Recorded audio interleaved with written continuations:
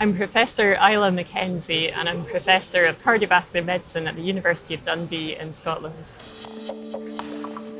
So allopurinol is a xanthine oxidase inhibitor, and we normally use it in patients with gout to lower their uric acid levels and to try to prevent acute gout flares.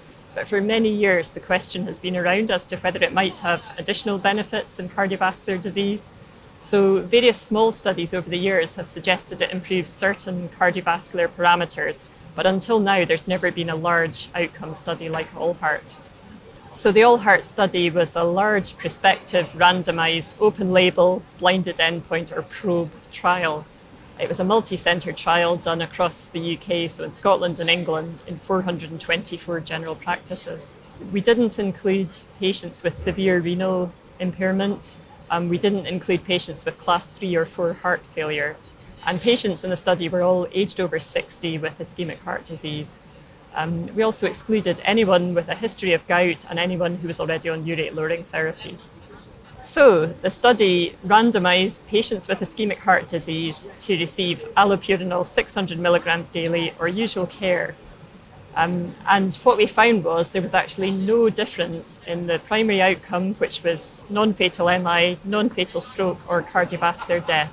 There was no difference between the allopurinol arm and the usual care arm of the study. We also found no difference in the range of secondary outcomes we had, so MI, stroke, cardiovascular death, all-cause mortality and various other cardiovascular outcomes.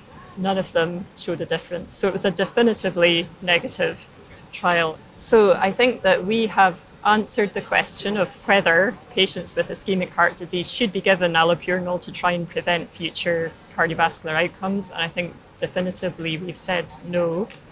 And that's important because there have been individual patients and doctors around who have thought that that might be the case, that maybe they would benefit from the treatment.